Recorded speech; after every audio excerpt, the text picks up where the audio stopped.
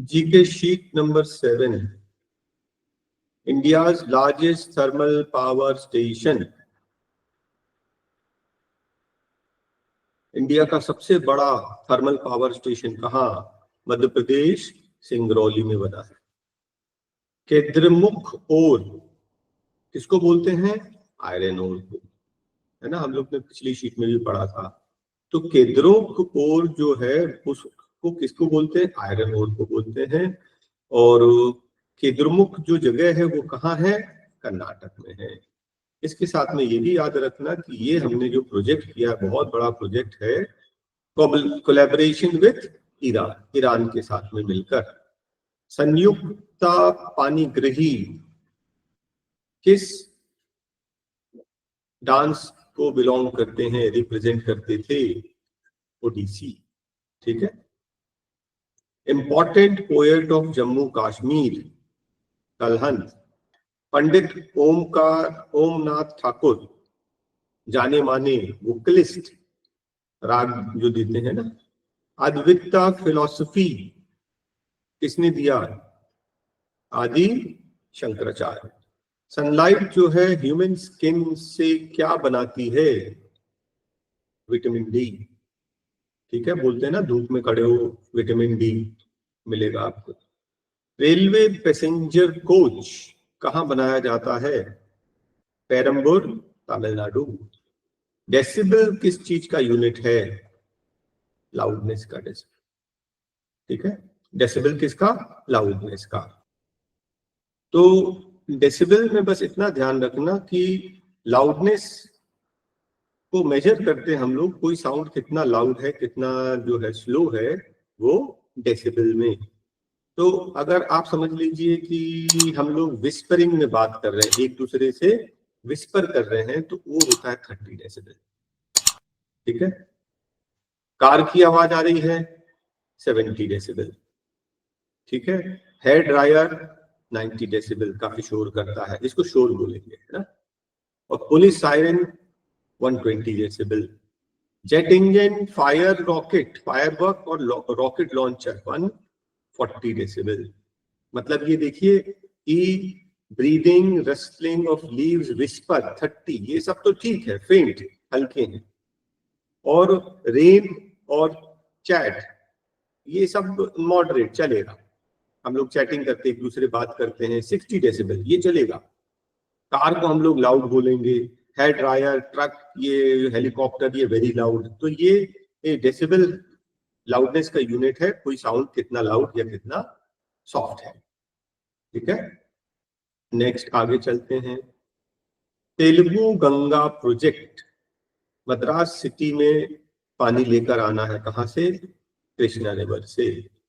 इनमें से किसमें जो है इनडायरेक्ट इलेक्शन होते हैं? तो आपको पता है कि लोकसभा का इलेक्शन डायरेक्ट होता है, विधानसभा का इलेक्शन डायरेक्ट होता है, कॉर्पोरेशन का इलेक्शन डायरेक्ट होता है, ये तीनों डायरेक्ट होते हैं। तो इनडायरेक्ट किसमें होते हैं? इनडायरेक्ट राज्यसभा में होते हैं। किस स्टेट में फीमेल्स जो है मेल से ज्यादा है? मतलब जो जेंडर रेशियो बोलते हैं ना, जेंडर रेशियो। ठीक है।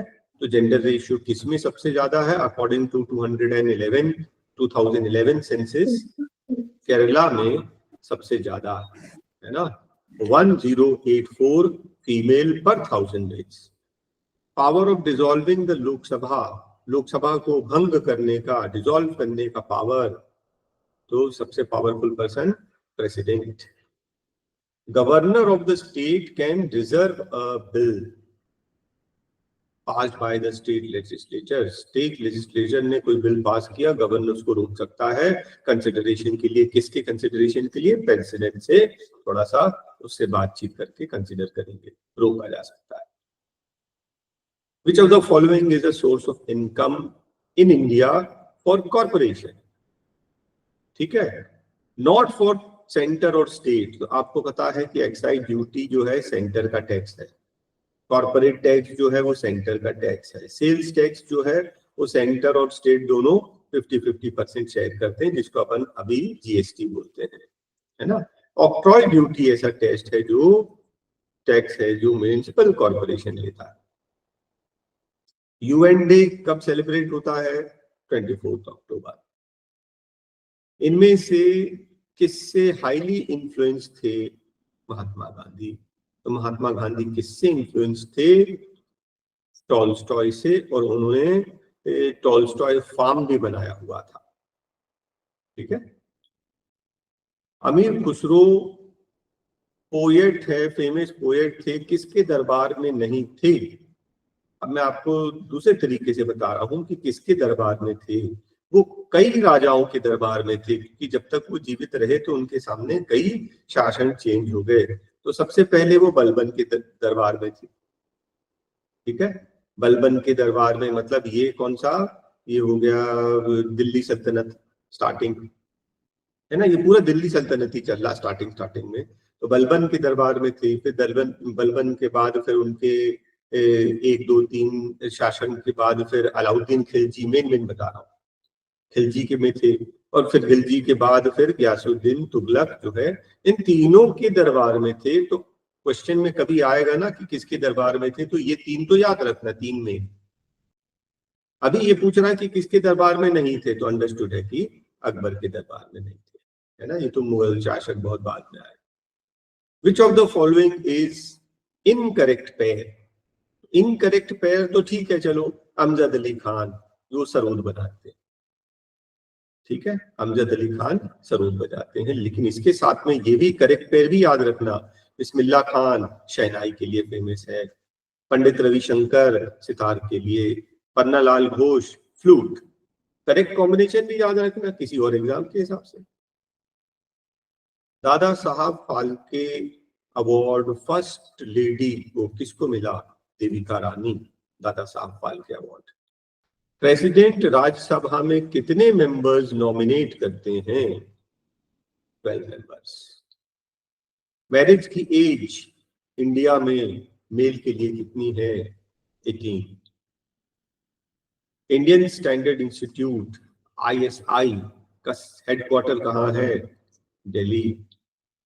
ज्यादातर जो इंपॉर्टेंट सेंटर्स जो होंगे ना, इंस्टीट्यूट्स, उनका हेडक्वार्टर दिल्ली ही होगा ज्यादातर। जो ड्राफ्टिंग कमेटी थी, ठीक है, ध्यान रखना कि ड्राफ्टिंग कमेटी, तो ड्राफ्टिंग कमेटी के जो चेयरमैन थे वो कौन थे? BR Ambedkar. First man to land on the moon Neil Armstrong, आपको पता ही है। ठीक है, किस में गए थे? अपोलो 11 में गए थे। और उनका जो एक लूनर मॉड्यूल है जो उतरा था, उसको नाम था ईगल। वो मून पे उतरा था। मून पे उतरा था, जिस जगह पे उतरा था उसको बोलते हैं सी ऑफ ट्रैंक्विलिटी।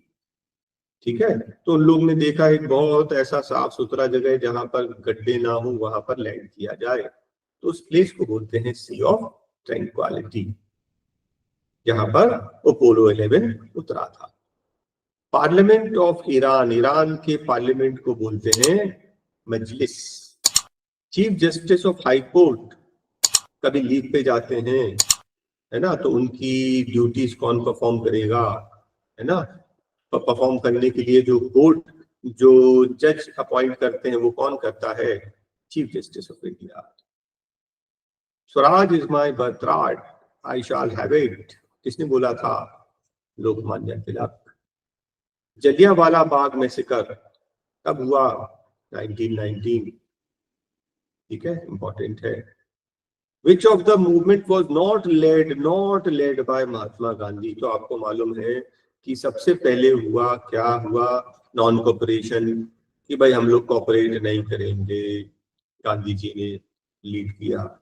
उसके बाद सिविल डिसोबीडियंस मूवमेंट हुआ। ठीक है, 30 में सिविल डिसोबीडियंस, हम डिसोबे करेंगे, कानून तोड़ेंगे। क्विट इंडिया मूवमेंट हुआ 1940 में, 42 में क्विट इंडिया मूवमेंट, ये सब गांधी जी ने लीड किया। किसको गांधी जी ने लीड नहीं किया? Home rule movement, Annie Besant. और 1916 में एनी बेसेंट और बाल गंगाधर तिलक ने होम रूल मूवमेंट स्टार्ट किया था। तो ये ऐसा मूवमेंट था जो गांधी जी ने स्टार्ट नहीं किया था। ब्रह्मो समाज किसने बनाया? राजा राम मोहन रॉय। उसके अलावा एक था आर्य समाज। हाँ, आर्य समाज, वो थे दयानंद सरस्वती, स्वामी दयानंद।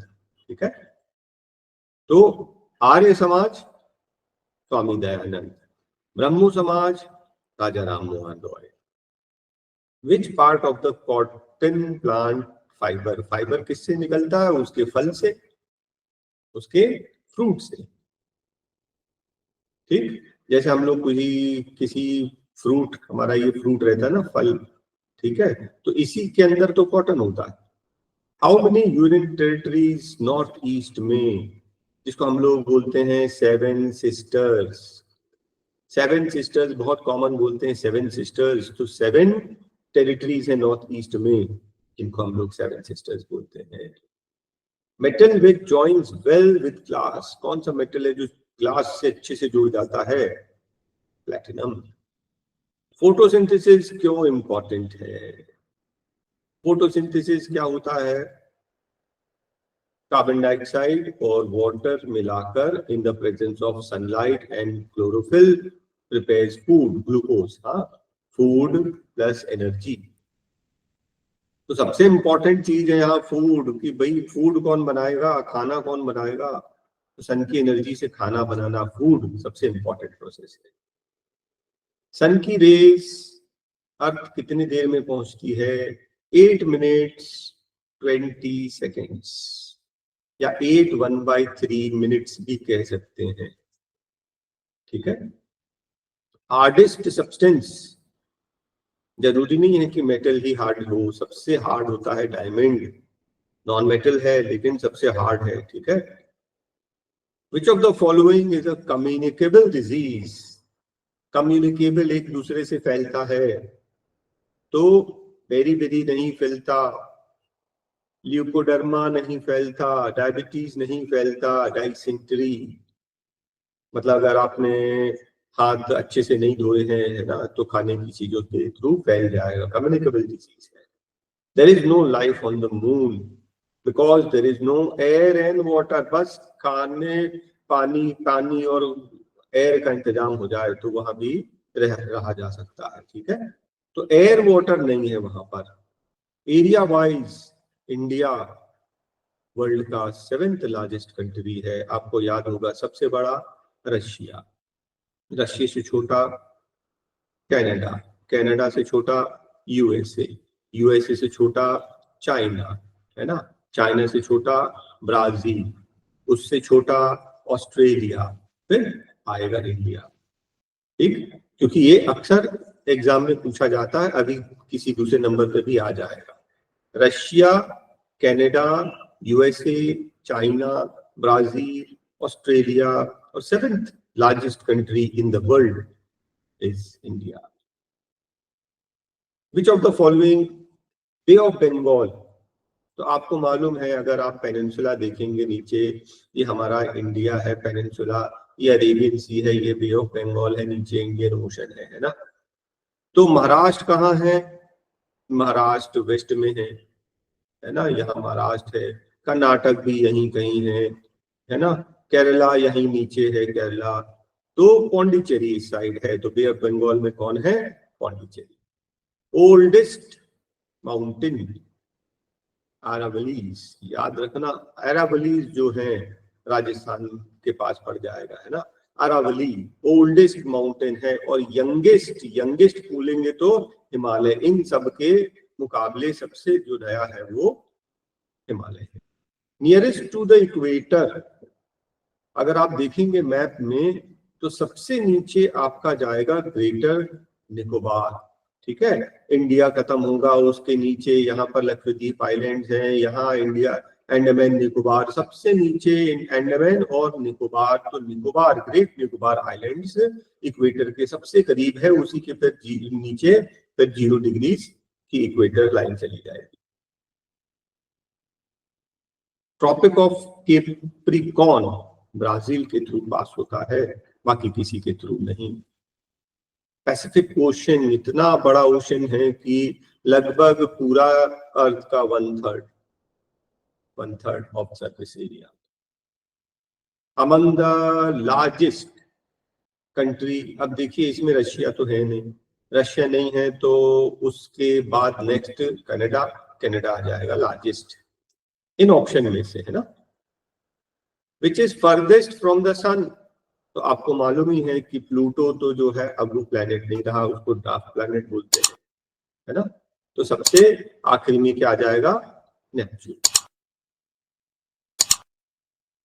रोटेशन क्रॉप्स किस लिए जरूरी है, रोटेट करना चाहिए, रोटेट करना चाहिए मतलब आप वीट लगा दीजिए, वीट लगाने के बाद पल्सेस लगा दीजिए, पल्सेस लगाने के बाद कोई फ्रूट्स लगा दीजिए, है ना, क्यूकम्बर लगा दीजिए। तो आप क्या कर रहे हैं, फसल को चेंज कर रहे हैं, रोटेट कर रहे हैं। इससे बेनिफिट क्या होता है, सॉइल की फर्टिलिटी इंक्रीज होती है। टी कहाँ ग्रो किया जाता है, slope of hills.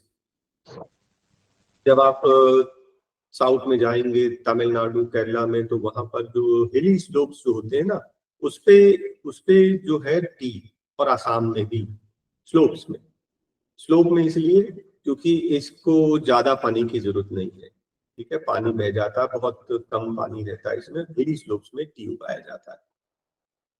In which game does a player becomes dummy bridge, in the game of chess how many pawns, हमारे पास कितने जो होते हैं स्टार्टिंग में, तो 16 से खेल स्टार्ट करते हैं चेस में, ईच प्लेयर 16 है ना। आपको तो पता ही होगा कि 8x8, 8 8 64 खंड होते हैं, 2 रोज फर्स्ट जो है प्लेयर उसका होता है, 8 2 16 इसका, 2 रोज उसका, इस तरह से गेम स्टार्ट होता है। यूएसएसआर जो है कॉमिकॉन का मेंबर है, council of mutual economic assistance, ठीक है। तो ये आपका कंप्लीट हुआ। तो इस मैप में देख रहे हैं आप कि लक्षद्वीप आइलैंड जो है 12 डिग्री से 8 डिग्री के बीच में, लक्षद्वीप यहीं पर, ठीक। और आपके जो अंडमान निकोबार, देखो निकोबार जो है 8 डिग्री के नीचे यहाँ तक है, 8 डिग्री 6 डिग्री तक, तो निकोबार जो है, और ये देखिए ये 8 डिग्री है, 6 डिग्री है, उससे नीचे जाएंगे फिर 0 डिग्री मतलब इक्वेटर आएगी, है ना। तो ऑप्शन में जो सबसे करीब है, जो इक्वेटर के सबसे करीब, ये पड़ गया आपका क्या, ग्रेटर निकोबार आइलैंड्स।